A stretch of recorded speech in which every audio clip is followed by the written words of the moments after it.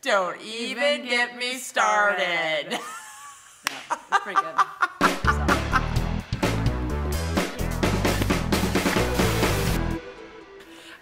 My name is Allison, and this is my best friend, Heather. Hi,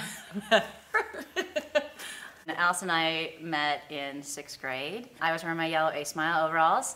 Allison walked in with a matching skirt and light blue skirt with a light blue Izod. It was an Izod shirt and skirt. Personally, I think maybe my matching Izod outfit was maybe a little too intimidating for her.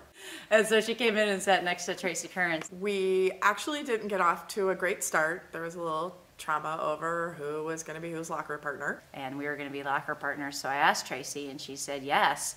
But what I didn't know is that Allison had already asked Tracy if she would be her locker partner, and Tracy had said yes to Allison too. So she didn't like me at first because I took away her locker partner.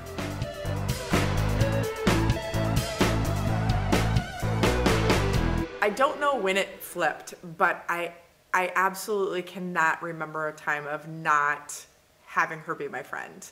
And I actually, over the years, I don't know where to draw the line as to maybe where I end and where she begins and vice versa.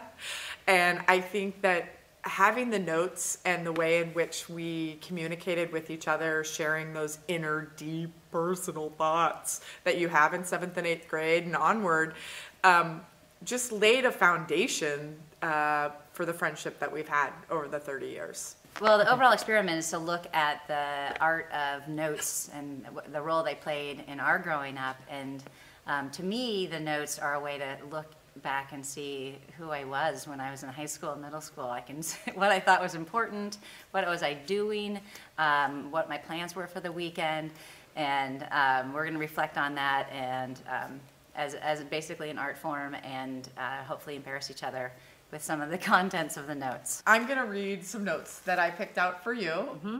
These start in 6th grade, and I'll highlight what grade we're on, up to college, which are some really good nuggets. So the title of this book is called Private Property, Do Not Touch Please.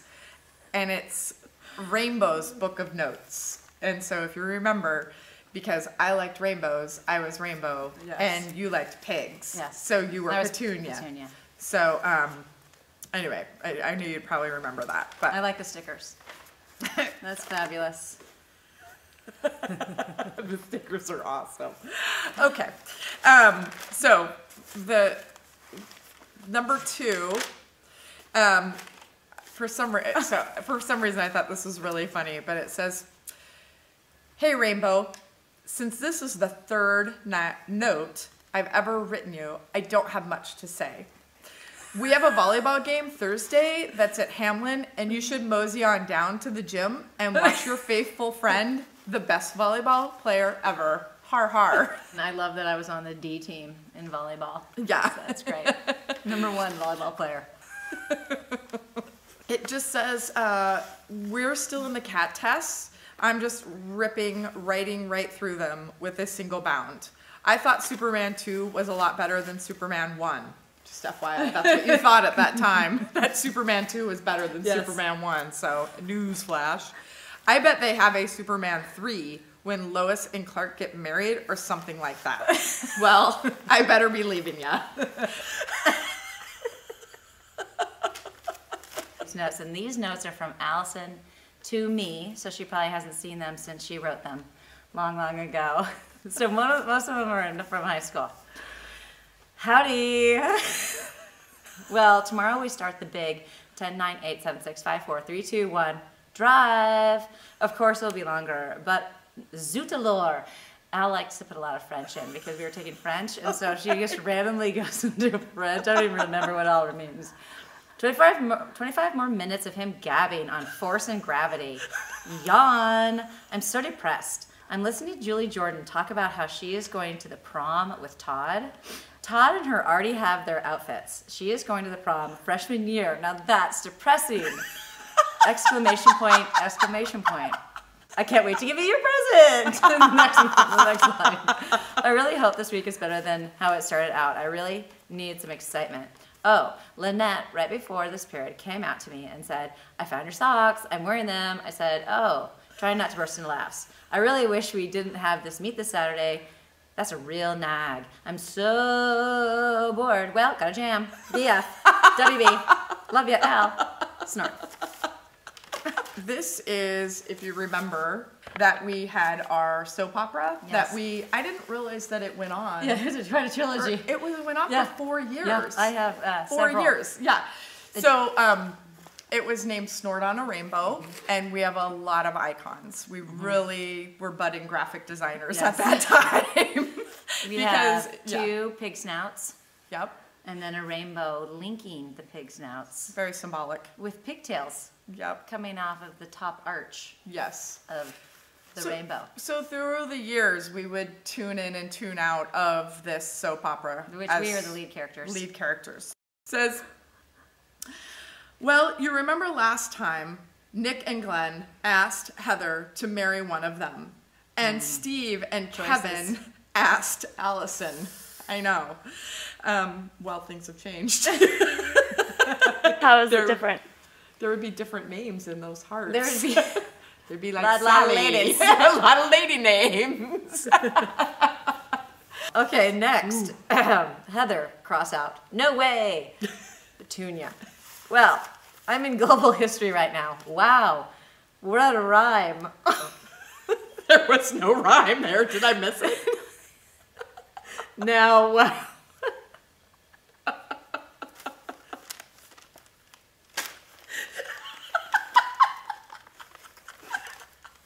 That's just good stuff. Okay. You actually have a tear coming. That's funny though. Woo! Funny tears. Funny tears. All right. Now, wow, what a rhyme. That's where we left off. Russ is helping me write this note. Here is a little rhyme for you that Russ told me. You might. Oh yeah, I'll get it together. You might have heard this one, but if you haven't, I haven't, so I'd share. Old Mother Hubbard. And she actually wrote the whole poem. Old Mother Hubbard went to the cupboard to get her poor dog a bone, but when she bent over,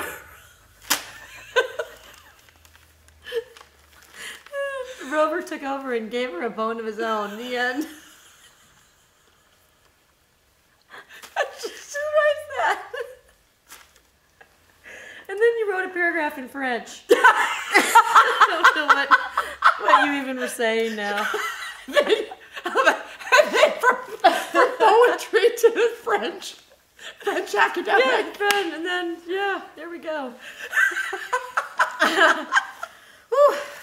And then, well, I'll write you a longer note in French tonight, but I can't wait. Bet you couldn't wait for that. Right now, I don't have my French book. We're boner poems in French. I don't have my French book. It's pretty to write notes that way, but I think it's a blast. Bet you're thrilled. Well, love ya. Your pal Al. Mrs. R. BFFFFFFF and ever. B.S. Sorry, so boring. But this is kind of waste your time note.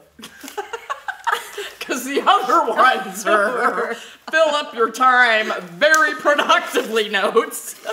Woo!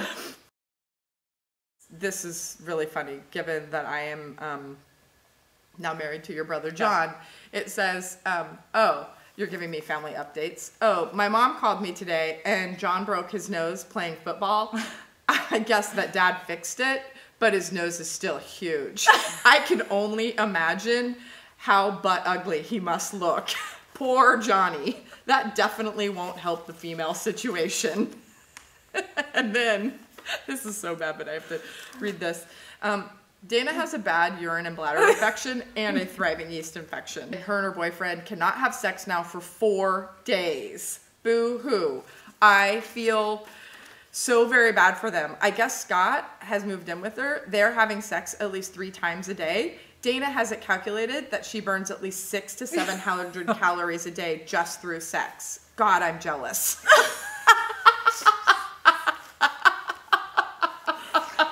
Wow.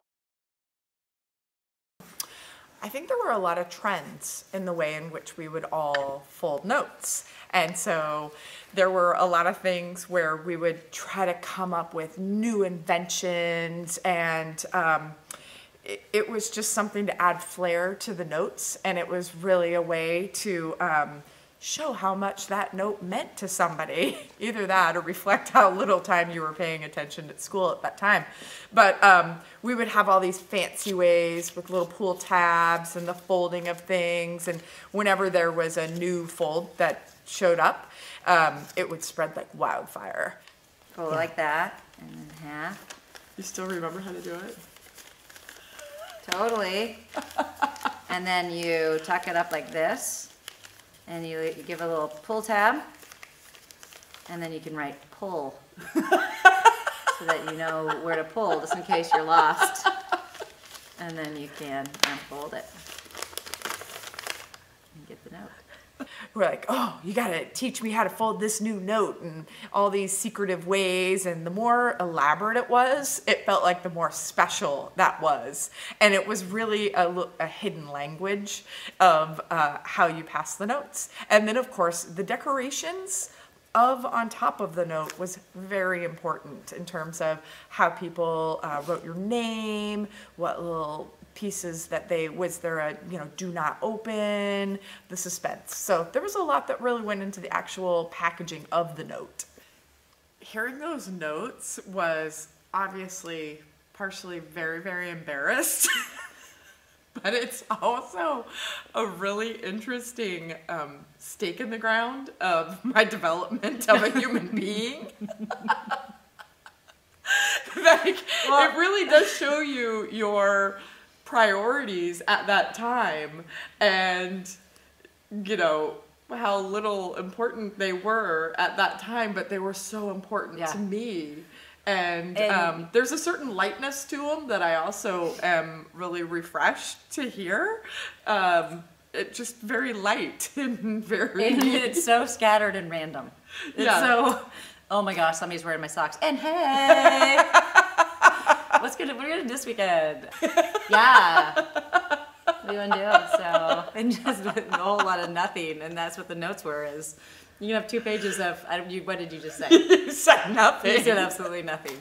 Yeah, that's really funny. Yeah. How did it make you feel when I was reading some of those? It's embarrassing. I mean, straight up, it's embarrassing because, being around high school kids, you don't remember yourself at that point. You don't think, oh, I was not that. Not simple-minded, but I think that was so important as what I'm wearing or what I look like or where we were going this weekend. Yeah. But the notes totally reflected that was the most important thing I had going on. And that and soap operas, I forgot how we were so attached to General Hospital. Yes. And we talk about the plot constantly and the MTV Countdown. That was a big deal. Big. And we would sit at home and write notes also. So we had a lot of time on our hands. Because we weren't doing homework. I know. I'm really surprised too, looking back. In class. I had a lot of free time. That we were not paying attention in class. That's a lot of time. That's really surprising to me. Every moment, okay, I'm going to be writing notes. It actually makes you, it's very grounding, because if you think about today as we get older, we can say, wow, kids today, and I just can't believe what they're doing. And then you roll back the tapes and you read those notes, and we were not making good choices with our time management. No. I don't think I had realized that, how scattered, how unimportant the things we were thinking about really are in the big scheme of things, how dramatic we were trying to be, but we're not successful. Yeah, that's true. It's also interesting to look back and go, wow, there's a lot of boys I liked. I think that's really interesting. It almost makes me feel a little awkward, like, what was I even doing? That was the most important thing, just to tell you about my sister's yeast infection. That was super, super important. And I'm sure if she was around... It's a need to know. If she was around today... She'd be like, yeah, I remember that. I remember that. That was a bad one. That was for 4 long days. Remember that. She I put on a little weight because she wasn't able to burn the calories. I think that that's really fun to have her show up that way. Yeah, and that you sat there and rap with my mom. Yeah. On the phone and called her Snorty. Yeah. I mean, that's funny stuff. It is really funny, Yeah. considering that we just, you know, she knows me your now. mother-in-law. Yeah, my mother-in-law now. Yeah. That's funny.